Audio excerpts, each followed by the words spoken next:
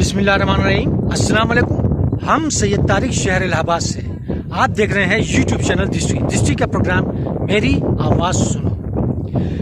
मणिपुर के मसले को भारत सरकार को इतने हल्के में नहीं लेना चाहिए, क्योंकि मणिपुर ऐसी जगह पे है जिसके बगल में है चाइना, और अमेरिकन्स, यूरोपियंस या क्रिश्चियन नेशन की एक पॉलिसी रही है कि जिन जिन भी मुल्कों में ईसाइयों का आबादी किसी एक इलाके में अच्छी खासी तादाद में है तो उसको तोड़ करके एक क्रिश्चियन मुल्क बना दिया जाता है। और जब ये मसला मणिपुर का है तो आप देख लें कि मणिपुर में ईसाइयत असम में, मिजोरम में, नागालैंड में बढ़ी है। क्यों बढ़ी है? क्योंकि वहाँ उसी मिशन के हिसाब से पढ़ाई गई है। खिलाफत उस्मानिया गिराई गई, उसका पर्पस था, और वो पर्पस अभी पूरा नहीं हुआ है। उस पर्पस को करने के बाद हिंदुस्तान की हुकूमत मुगल्स को गिराया गया, फिर हिंदुस्तान आज़ाद हुआ।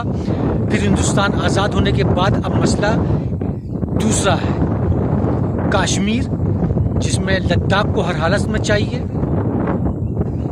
पंजाब जो लद्दाख के मसले को सपोर्ट करेगा, फिर नॉर्थ ईस्ट जो चाइना इंडिया के बीच में है, वहाँ पे ये होगा। ये तमाम इलाके जितने भी हैं ये बहुत ज़रखेज़ इलाके हैं, यहाँ पे बहुत ज़्यादा मिनरल्स हैं, और दुनिया का सारा मिनरल्स जो है ये पावरफुल नेशन को चाहिए, और वो डायरेक्टली तो मिलेगा नहीं, तो इनडायरेक्टली लेना है। इनडायरेक्टली लेने के लिए उनको मिलिटेंसी का सपोर्ट लेना है, कि मिलिटेंट जो हैं ये पावरफुल नेशन के मार्केटिंग एग्जीक्यूटिव्स हैं। ये वहाँ जाते हैं, वहाँ पहले जहाँ जहाँ पर रिसोर्सेज है वहाँ पे मिलिटेंसी डेवलप की गई, उनको सपोर्ट किया गया, मारकाट लार्ज स्केल पे की गई।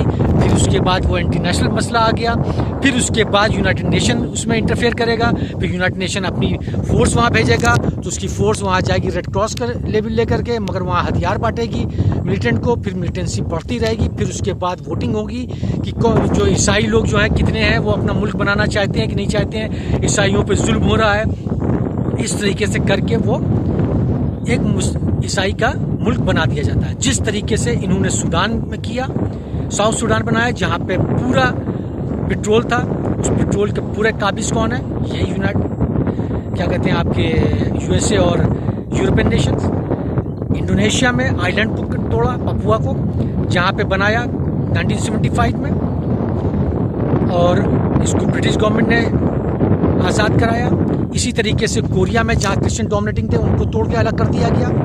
तो इसी तरीके से जहाँ जहाँ भी क्रिश्चियन की आबादी मौजूद है उसको एक मुल्क की शक्ल दे दी जाएगी, और ख़ास तौर से ऐसी जगह जहाँ पे मिनरल रिसोर्सेज हैं तो वहाँ के बारे में अच्छी प्लानिंग की जाएगी। और भी ये ऐसी जगह पे है नॉर्थ ईस्ट जो चाइना इंडिया के बीच में है, और चाइना को कंट्रोल करना है। चाइना को कंट्रोल कैसे किया जाएगा, इसकी भी प्लानिंग है लंबी। एशिया के अंदर अमेरिका को अपना बेस बनाने को नहीं मिल रहा था, नाटो को बेस बनाने को नहीं मिल रहा था। श्रीलंका में उन्होंने बेस बनाने की कोशिश की तो वहाँ पे मिलिटेंसी डेवलप हो गई, उसको सपोर्ट चाइना इंडिया दोनों ने किया ताकि यहाँ पे ना आए। फिर इसी तरीके से कश्मीर को उनको अपने कब्जे में करना है, लद्दाख को अपने कब्जे में करना है, क्योंकि हुजूर सल्लल्लाहु अलैहि वसल्लम की प्रोफेसी के हिसाब से कि इन पहाड़ों के बीच से लोग उठेंगे जो जंगजू होंगे, और वो जंग लड़ते हुए हज़रत ईसा अलैहिस्सलाम के ग्रोह में जाके, फ़ौज में जाके शामिल होंगे। फिर उसके बाद पूरे दुनिया पे जितने भी यहूद हैं उनको मारेंगे, फिर उसके बाद जो है हुकूमत कायम करेंगे हज़रत ईसा अलैहिस्सलाम। तो वो प्रोफेसी वो पढ़ते हैं, वो जानते हैं कि ये सच होना है। तो इसके काउंटर के लिए उन्हें लद्दाख चाहिए। लद्दाख जो है ईगल आय है, सबसे ऊंचाई पे है, 3/4 दुनिया पे वहाँ से नज़र रखी जा सकती है। अब वहाँ पे कब्जा करके वो वहाँ पे अपना जो है स्ट्रेटेजिक वेपन्स रखेंगे जिससे वो फ़ौरन अटैक कर सकें, और पूरी 3/4 दुनिया पे वो वहाँ से नज़र रख सकते हैं, वहाँ से अटैक कर सकते हैं। तो वो उनके लिए बहुत इंपॉर्टेंट जगह है। उसी तरह जो है आपका नॉर्थ ईस्ट है, नॉर्थ ईस्ट में इनको बेस बन जाएगा। जब ये क्रिश्चियन माइनॉरिटी का कंट्री बना देंगे, अभी तो मिलिटेंसी इन्होंने डेवलप की है, फिर मिलिटेंसी डेवलप करने के बाद यहाँ पे और बड़ा होगा, फिर उसके बाद अभी यूरोप नेशन में इसके बारे में मसला उठ ही गया है। मुल्क पूछने लगे कि वहाँ माइनॉरिटीज़ के ऊपर क्यों जुल्म हो रहा है, क्यों ज़्यादती हो रही है। अब यही चीज़ बढ़ेगी, यूनाइटेड नेशन में जाएगी, मेमोरेंडम आएगा, फिर इसके बाद जो है वहाँ पे ये रेजोल्यूशन पास होगा, फिर यूनाइटेड नेशन की फोर्स आएगी, फिर मिलिटेंसी बढ़ती जाएगी, फिर उसके बाद वोटिंग होगी, वोटिंग करा के क्रिश्चियनिटी कि हमारे इतनी तादाद यहाँ की क्रिश्चियंस की है तो ये काट करके हम क्रिश्चियन मुल्क बना दे रहे हैं। और फिर वो क्रिश्चियन मुल्क बनाने के बाद उसको डेवलप किया जाएगा, फिर वहाँ पे अमेरिका का नेटो का बेस बन जाएगा, वहाँ पे स्ट्रेटेजिक वेपन्स उनके आ जाएंगे जिससे वो डायरेक्ट अटैक चाइना पे भी कर सकते हैं और इंडिया पे भी कर सकते हैं और नियर बाय कंट्रीज पे भी कर सकते हैं। और मिनरल्स जो है वहाँ का वो उनका होगा ही होगा। तो गवर्नमेंट ऑफ इंडिया को ये देखना पड़ेगा कि इसके पीछे क्या फिलॉसफी है। जब अमेरिका का प्रेसिडेंट बार बार ये बोल रहा है कि हिंदुस्तान के अंदर माइनॉरिटी अनरेस्ट पे है, माइनॉरिटी खतरे में है, माइनॉरिटी दहशत में है, माइनॉरिटीज़ के हक छीने जा रहे हैं, माइनॉरिटीज़ को मारा जा रहा है, उनकी औरतों को रेप किया जा रहा है, मस्जिदें जलाई जा रही हैं, मंदिर क्या कहते हैं चर्चेस जलाए जा रहे हैं, और क्रिश्चियंस को, मुसलमानों को, माइनॉरिटीज़ को रौंदा जा रहा है, उनके हक को छीना जा रहा है, उनको जो है बेदखल किया जा रहा है। और इन सब चीज़ों की वजह से हिंदुस्तान में सिविल वार हो जाएगा और हिंदुस्तान के टुकड़े हो जाएंगे। तो ये प्लानिंग उनकी उस वक्त की है जब इन्होंने खिलाफत उस्मानिया को गिराया था। अब क्योंकि हिंदुस्तान एक ताकतवर मुल्क है, न्यूक्लियर पावर है, तो इतनी आसानी से नहीं होगा, तो इनडायरेक्टली उनको करना है। ठीक उसी तरीके से जिस तरीके से इंडिया ने बांग्लादेश बनाया था वही स्ट्रेटजी अब यहाँ पे होगी। जिस तरीके से बांग्लादेश के मिलिटेंट को इंडिया ने सपोर्ट किया था उसी तरीके से नॉर्थ ईस्ट के मिलिटेंट को यूरोपियन नेशन और अमेरिकन नेशंस करेंगे। और वाया ये सपोर्ट सारा जो भी आएगा वो म्यांमार आएगा और वो चाइना की तरफ से आएगा, बांग्लादेश की तरफ से आएगा। और इंडिया के कौन कौन नेता उसमें शामिल है, कौन कौन पॉलिटिकल पार्टी इसमें शामिल है, कौन कौन जो बिके हुए हैं, ये अंदाज़ा लगाना नामुमकिन है।